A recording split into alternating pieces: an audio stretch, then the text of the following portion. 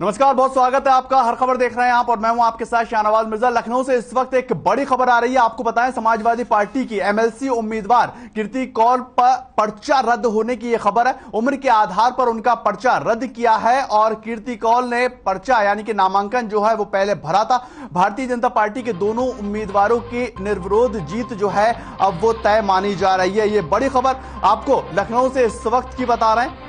MLC पद को लेकर समाजवादी पार्टी की उम्मीदवार थी, उनका पर्चा जो है वो रद्द हुआ है। उम्र के आधार पर उनका पर्चा रद्द होता हुआ नजर आया। इससे पहले उन्होंने कल नामांकन भरा था। अब भारतीय जनता पार्टी के दोनों उम्मीदवारों की जीत जो है वो लगभग तय मानी जा रही है और एमएलसी चुनाव को लेकर समाजवादी पार्टी को ये एक बड़ा झटका लगा है, जहां पर उम्र के आधार पर समाजवादी पार्टी के उम्मीदवार का जो पर्चा है वो रद्द कर दिया गया है और इससे पहले उन्होंने अपना नामांकन दर्ज करवाया था, दाखिल करवाया था। अब खबर यह भी है कि भारतीय जनता पार्टी के जो दो उम्मीदवार हैं उनकी जीत जो है वो लगभग तय मानी जा रही है। ये बड़ी खबर आपको लखनऊ से इस वक्त बता रहे हैं, जहां पर समाजवादी पार्टी के उम्मीदवार एमएलसी उम्मीदवार कीर्ति कौल का पर्चा जो है वो उम्र के आधार पर रद्द होता हुआ नजर आया है।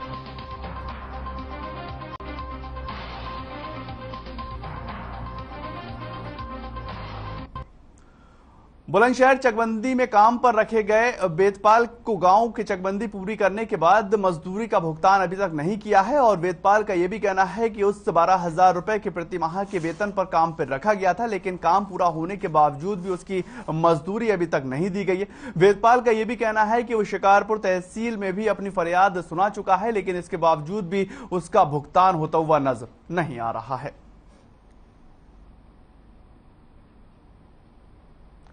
बुलंदशहर की आप तस्वीरें देख रहे हैं। न्याय के लिए मजदूर जो है वो भटकता हुआ नजर आ रहा है और ये काफी दुखदाई है, क्योंकि अगर कोई शख्स वहां पर अपना काम करता है, मजदूरी करता है, ये चकबंदी पे काम कर रहा था और उसका भुगतान नहीं किया जाता है तो उसको कितनी पीड़ा होती है ये वही समझ सकता। न्याय के लिए अब दर दर भटकता हुआ ये गरीब और उसके साथ उसका बेटा भी नजर आ रहा है। चकबंदी में ये काम किया करता था और उसके बाद उसका भुगतान अभी तक नहीं हुआ।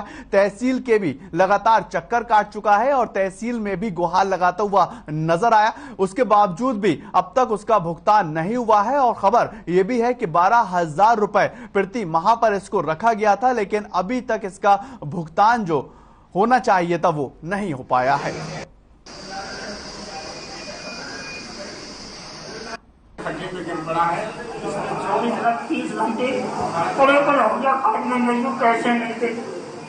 मेरे गांव के पड़ोस में फौजी छुट्टी लेकर आया, मेरी बच्ची की स्थिति देखी, उसने अपने जेब से पैसा देकर मेरी बच्ची का ट्रीटमेंट कराया। मैं पैसे मांगते नहा गया सब। मैं लखनऊ से इस वक्त एक बड़ी खबर है, जहां पर आजादी के 75वीं वर्षगांठ को लेकर तैयारियां चल रही हैं और उत्तर प्रदेश सरकार के मंत्रियों ने लगातार बदली प्रोफाइल फोटो के लिए मंत्री अपने तिरंगे पर फोटो लगा रहे हैं और अमृत महोत्सव को लेकर उत्तर प्रदेश सरकार का महा अभियान चलता हुआ नजर आ रहा है। यह बड़ी खबर आपको बता रहा है। प्रोफाइल फोटो पर मंत्री जो है वो लगाते हुए नजर आए। अमृत महोत्सव पर उत्तर प्रदेश सरकार का यह महा अभियान चल रहा है। ट्विटर, फेसबुक, तमाम जगह हर घर तिरंगा अभियान के तहत कार्य किया जा रहा है। आजादी की 75वीं वर्षगांठ पूरा देश मनाता हुआ नजर आ रहा है और उत्तर प्रदेश सरकार के कई मंत्री प्रोफाइल फोटो पर अपने तिरंगे के साथ फोटो लगाते हुए नजर आ रहे हैं, चाहे वो फेसबुक हो, ट्विटर हो, तमाम जगह तिरंगे के साथ फोटो का ट्रेंड जो है वो किया जा रहा है। यानी कि एक बड़े पैमाने पर लेकर जो सरकारें हैं, जो राज्य सरकारें हैं या केंद्र सरकार है, वो साफ तौर पर कह रही है कि हर घर अभियान चलाया जाएगा, हर घर तिरंगा जो है वो होना चाहिए। और उसी के समक्ष एक नई पहल ट्विटर और फेसबुक पर तमाम मंत्री जो उत्तर प्रदेश के हैं वो अपनी प्रोफाइल फोटो तिरंगे के साथ लगाते हुए नजर आएंगे और लोगों को भी जागरूक किया जाएगा कि इस बार जो 75वीं वर्षगांठ आजादी की मनाई जा रही है, इसको लेकर हर घर तिरंगा अभियान चलाया जाए।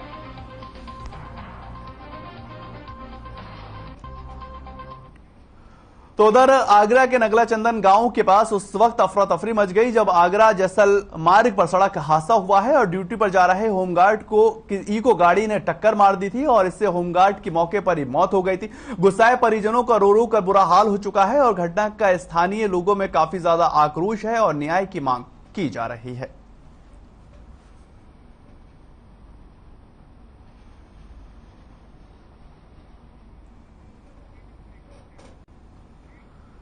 एक और बड़ी खबर आगरा से, जहां पर उत्तर प्रदेश के नए सरकारी वकीलों की तैनाती हुई है और 900 बर्खास्त वकील पहले किए जा चुके थे। 700 को नई तैनाती मिली है और इलाहाबाद हाईकोर्ट के साथ लखनऊ में कुल मिलाकर 700 तैनातियां हुई हैं और स्थायी अधिवक्ताओं से लेकर ब्रीफ होल्डर तक ये तैनाती है। 700 नए सरकारी वकीलों की सूची अब ये उत्तर प्रदेश के अंदर जारी कर दी गई है। आपको जो बताएं कि उत्तर प्रदेश में नए सरकारी वकीलों की तैनाती हुई है। 900 बर्खास्त वकील पहले हुए थे, अब 700 को नई तैनाती दी गई है। इलाहाबाद हाईकोर्ट लखनऊ में कुल मिलाकर ये 700 वकील होंगे, सरकारी वकील होंगे और 700 नए वकीलों की अब ये तैनाती होती हुई उत्तर प्रदेश के अंदर नजर आएगी।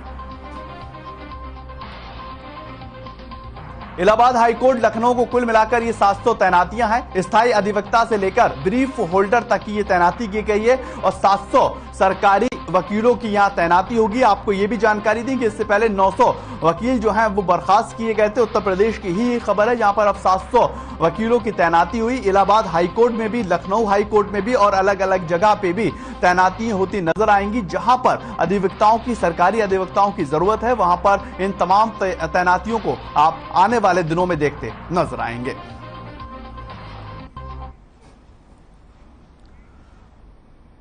उधर बुलंदशहर के बेसिक स्कूल के बीएससी बीके शर्मा के द्वारा निरीक्षण किया गया है और बीएससी के निरीक्षण के दौरान 14 शिक्षक स्कूलों में अनुपस्थित पाए गए और अनुपस्थित मिलने पर शिक्षकों को 1 दिन का वेतन काटने के सीधे आदेश दे दिए गए। गौरतलब है कि शिक्षण कार्य की गुणवत्ता के सुधार लाने के लिए शिक्षा विभाग के द्वारा स्कूलों में निरीक्षण का अभियान लगातार चलाया जा रहा है और स्कूलों को लेकर एक एक्टिवनेस दिखती नजर आ रही है।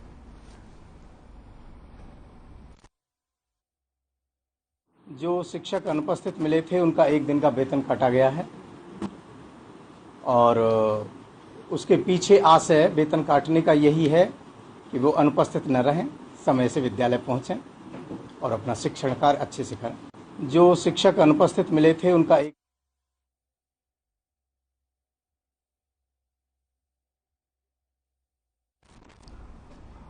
इधर गोंडा से इस वक्त एक बड़ी खबर, जहां पर 2 समुदाय के बीच मामूली बात को लेकर एक बड़ा विवाद छिड़ता हुआ नजर आया है और गोंडा के धानी गांव का ये पूरा आपको मामला बता रहा है। पुलिस अब मामले की जांच में जुटी हुई है। ये बड़ी खबर गोंडा से, जहां पर 2 समुदाय के बीच में विवाद छिड़ गया और मामूली बात को लेकर यह विवाद छिड़ता हुआ नजर आया। गोंडा के धानी गांव का यह पूरा मामला है और पुलिस मामले की जांच में अब जुटी हुई है। पुलिस इस पूरे मामले की तफ्तीश करती हुई नजर आ रही है कि आखिर ये पूरा मामला घटित कैसे हुआ, कौन कौन लोग इसमें शामिल थे और कौन कौन लोग हैं जिनको चोटें भी आई हैं। मामूली विवाद को लेकर ये पूरी घटना घटित हुई है और पुलिस अब इस पूरे मामले की आगे जांच में जुटी हुई है और 2 समुदाय के बीच ये पूरा विवाद चल रहा था और विवाद को लेकर अब पुलिस आगे की तफ्तीश कर रही है कि आखिर ये विवाद शुरू कहां से हुआ था।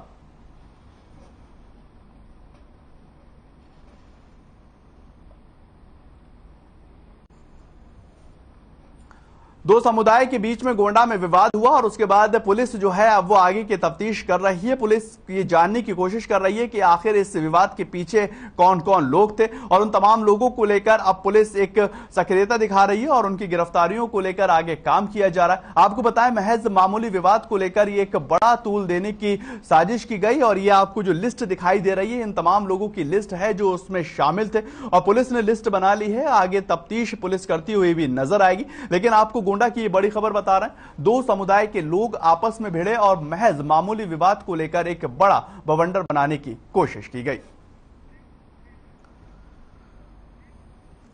चलिए छोटा सा ब्रेक के जल्द हाजिर होते हैं, बने रहे हर खबर के साथ।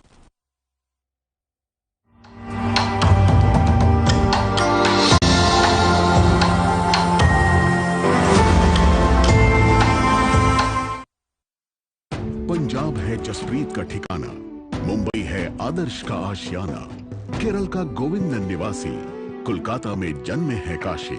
हर हिंदुस्तानी की शान ARB बियरिंग्स जोड़े सारा हिंदुस्तान। अरे भैया, तुम्हें कब से क्या?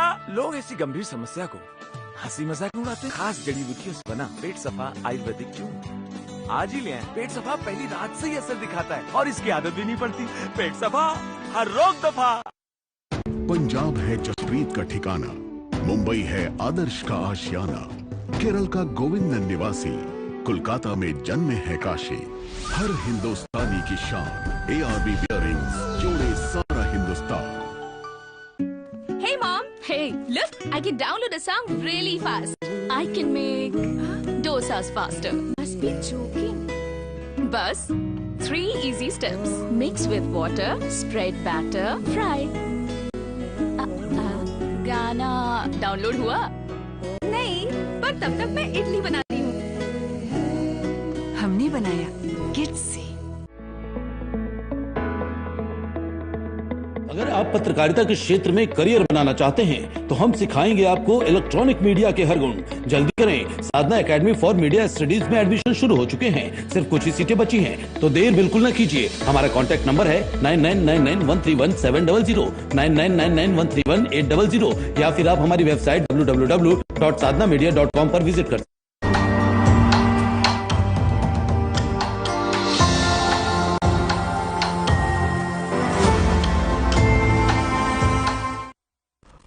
ब्रेक के बाद आपका स्वागत है। गोंडा से खबर है, जहां पर मस्कनवा कस्बे में युवक में आपसी विवाद हुआ है और चाकूबाजी की घटना में 4 युवकों के घायल होने की भी खबर आ रही है। और सूचना मिलने पर पुलिस ने घायल युवक को इलाज के लिए जिला अस्पताल में भर्ती करवाया। पुलिस मामले की जांच कर रही है कि आखिर ये पूरा मामला किस तरह से घटित हुआ है।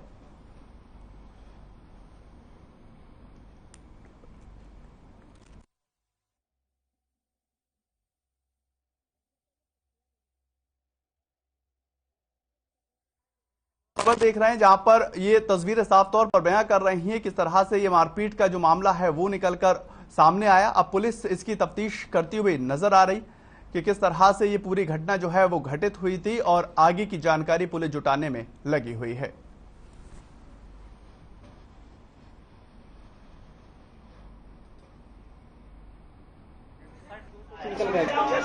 झगड़ा हो गया था तो हमने झगड़ा खत्म कर दिया, भाई को अपने घर में कर दिया। फिर लोग आए और लोग जा रहे थे, पीछे से आके चाकू मार के चले गए। कन्नौज से इस वक्त एक बड़ी खबर है, जहां पर इत्र कारोबारी पर ईडी ने केस दर्ज कर पीयूष जैन पर भी ईडी ने मनी लॉन्ड्रिंग का केस दर्ज कर दिया है और डीडीजीआई और डीआरआई की एफआईआर के आधार पर यह केस दर्ज किया गया है। आपको बताएं ये बड़ी खबर, जहां पर कई ठिकानों पर भी छापेमारी की जा रही। कन्नौज में इत्र व्यापारी पर ईडी ने यह केस दर्ज कर लिया है। पीयूष जैन पर ईडी ने मनी लॉन्ड्रिंग का केस दर्ज किया है। डीडीजीआई डीआरआई पर एफआईआर दर्ज की गई है। पीयूष के ठिकानों पर ईडी लगातार छापेमारी कर रही है और जैन की जो संपत्ति है उसको भी जब्त किया जा रहा है। यानी कि कन्नौज से ये बड़ी खबर, इत्र कारोबारी के घर पर ईडी की छापेमारी और पीयूष जैन पर ईडी ने मनी लॉन्ड्रिंग का सीधा केस दर्ज किया है और आगे की ईडी अब तैयारियां कर रही है। हर एक के पहलू को खंगालती हुई नजर आ रही है कि आखिर कहां से जो मनी है वो आती थी, किधर जाती थी। इन तमाम पहलुओं को कन्नौज के अंदर ये बड़ी खबर निकलती सामने आ रही है। मनी लॉन्ड्रिंग का केस डीडीजीआई डीआरआई की एफआईआर के आधार पर यह पूरा केस जो है वो ईडी ने तैयार किया है।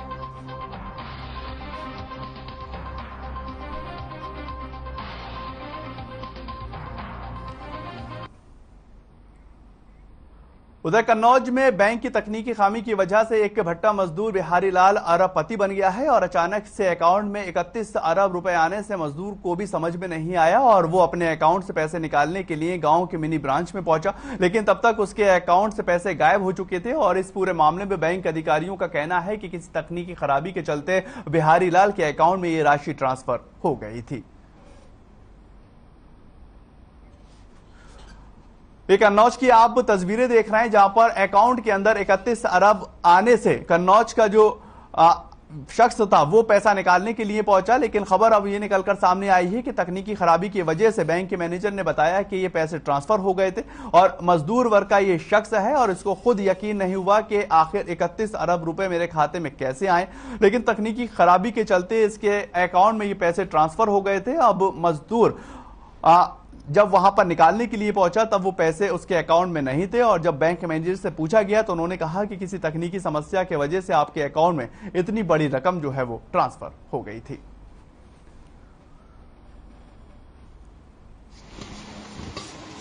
हाँ, बैंक में गए तो भीड़ लगी तो हमने किताब चेक कराए ला कहा कि जो इतने रुपया आओ मेरे, तो हुआ लगी भीड़, हम लौटे आए।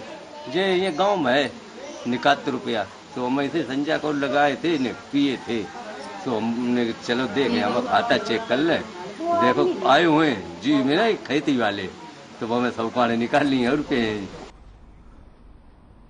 उधर राज्य महिला आयोग की अध्यक्ष ने राजकीय बाल गृह बालिका मोतीनगर का निरीक्षण किया है और साफ सफाई को लेकर बालिकाओं को रहन सहन की जानकारी भी दी। निरीक्षण के दौरान बच्चों से बात कर अधिकारियों को सभी कार्यों को सही दिशा में करने के निर्देश दिए हैं और आगे कोई भी कमी न मिले इसके भी दिशा निर्देश दिए गए हैं।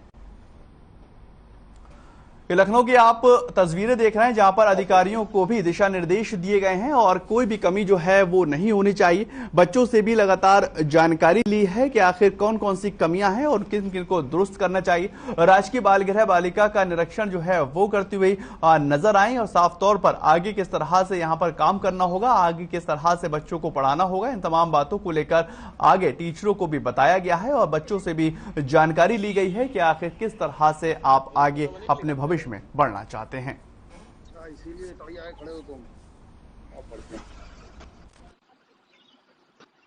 अल्टरनेट डेज में आती हैं, वो देखती हैं प्रेग्नेंट लड़कियों को खास तौर से केयर की जाती है, तो ये सब तो ठीक है। यहाँ पर बस भवन छोटा है।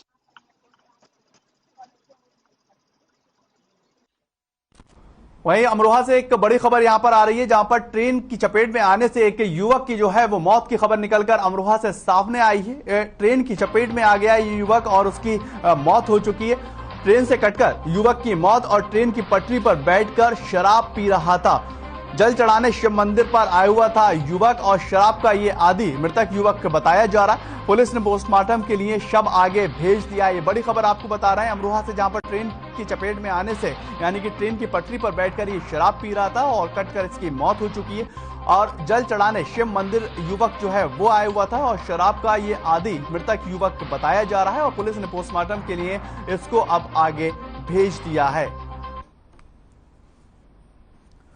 ये तस्वीरें आप सीधे वहीं अमरोहा की देख रहे हैं जहां पर उस शख्स की जो डेड बॉडी है वो पड़ी हुई है और पुलिस आगे पोस्टमार्टम के लिए इसको भेजती हुई नजर आई। ये अमरोहा की तस्वीरें हैं जहां पर शराब का आदी युवक ट्रेन की पटरी के ऊपर बैठकर शराब पी रहा था और ट्रेन के आने से उसकी मौत हो चुकी है और पुलिस अब आगे की कार्रवाई में जुटी हुई है। नेपाल के पहाड़ों में हुई जोरदार बारिश से महाराजगंज जिले के महाव नाले का तनाव जो है वो बढ़ता हुआ नजर आया है और देवघाटी गांव के पूर्वी छोर पर 20 मीटर तक टूटता हुआ नजर आया। इसके बाद सैकड़ों एकड़ खेत जलमग्न हो चुके हैं और तटबंध टूटने के कारण हंगामा मचता हुआ नजर आया। आपको जानकारी दें कि पहले ही बरसात में नेपाल से निकलने वाली नदियों ने भारतीय क्षेत्र में तबाही मचाना शुरू कर दी है और सिंचाई विभाग व जिला प्रशासन इस बांध की मरम्मत के लिए प्रतिवर्ष करोड़ों रुपए भी खर्च किया करता है, लेकिन हर साल मलबा आने की वजह से और महाव नाला टूट जाया करता है और इस साल भी करोड़ों रुपए शिल्प सफाई के नाम पर खर्च किए गए थे और बावजूद इसके यहां पर एक बार फिर से ये टूटता हुआ नजर आया। हर साल इस आपदा की वजह से यहां पर किसानों की खेती नहीं हो पा रही है और किसानों को भी एक बड़े पैमाने पर लगातार नुकसान हो रहा है।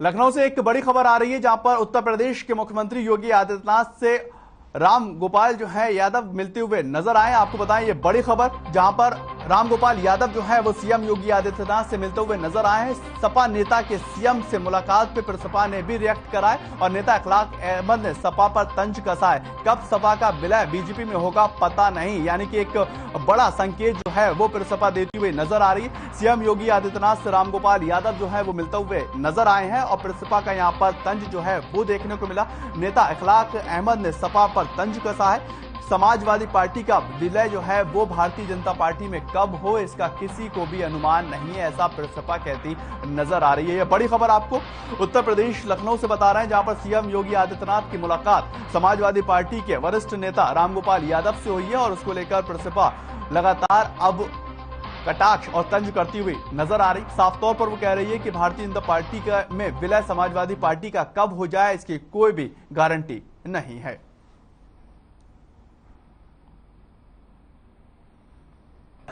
देखिए, हमारे नेता आदरणीय शिवपाल सिंह यादव जी जो अपने क्षेत्र की जनता की समस्याओं को लेकर माननीय मुख्यमंत्री जी के पास मिलने जाते थे, तो यही समाजवादी पार्टी के लोग जो जवानी कुर्बान करने की बात करते हैं, समाजवादी पार्टी के नवरत्न बहुत उंगली उठाते थे हमारे नेता और हमारी पार्टी के ऊपर।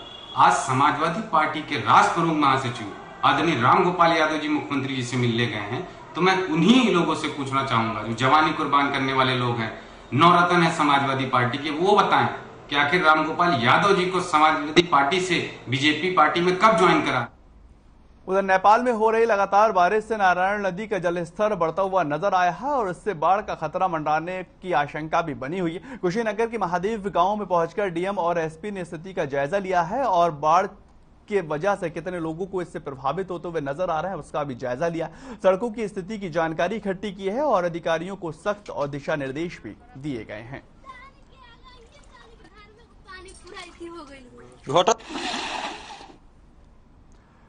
ये कुशीनगर की आप तस्वीरें देख रहे हैं जहां पर अधिकारियों ने दौरा तो किया है लेकिन समस्या का समाधान होता हुआ नजर नहीं आ रहा। महादेव गांव का ये दौरा किया गया है और क्या कुछ समस्याएं लोगों को आ रही हैं इसकी जानकारी ली गई है, लेकिन बड़ी बात यहां पर यह है कि हर तरह की तरह इस बार भी इसी तरह की स्थितियां पैदा हुई हैं कि एक जल भराव जैसी घटना जो है वो होती हुई नजर आई। लोगों को यहाँ काफी दिक्कतों का सामना करना पड़ रहा है और महादेव गाँव के लोगों का ये कहना है कि जो खेती है, जो हमारी किसानी है, उससे भी इस पर बहुत ज्यादा असर पड़ता हुआ नजर और बीते कई सालों से जो हमारे खेत हैं उसमें फसलें सही तरह से नहीं हो पाती। अधिकारी अब यहां का दौरा करते हुए नजर आ रहे हैं और क्या कुछ इसका आगे समाधान निकलेगा इसके ऊपर भी नजर बनी रहेगी।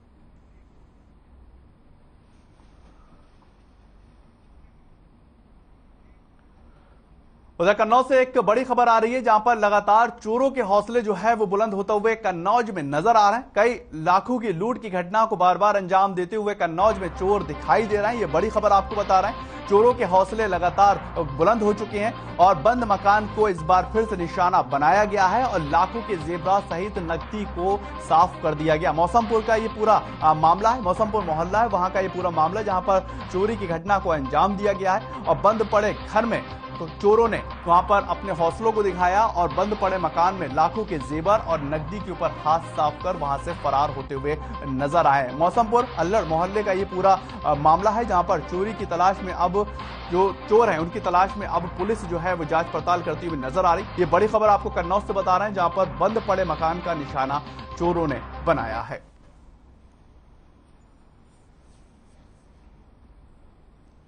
तत्काल प्रभाव से यहां पर पुलिस पहुंचती हुई नजर आई। ये देखिए ताला तोड़कर जो है वो चोरी की घटना को अंजाम दिया गया है और उसके अंदर लाखों के जेवरात रखे हुए थे, बंद मकान के अंदर नकदी रखी हुई थी और उन तमाम चीजों के ऊपर हाथ साफ किया गया है। अब पुलिस पूरे इस मामले की तफ्तीश करती हुई नजर आ रही है कि आखिर मामला घटित कैसे हुआ और बड़ा सवाल यह है क्या आसपास जो सीसीटीवी कैमरे लगे होते हैं उसमें उन चोरों की फुटेज वगैरह आई है, पूरी घटना जो है क्या वो घटित होती हुई नजर आ रही है।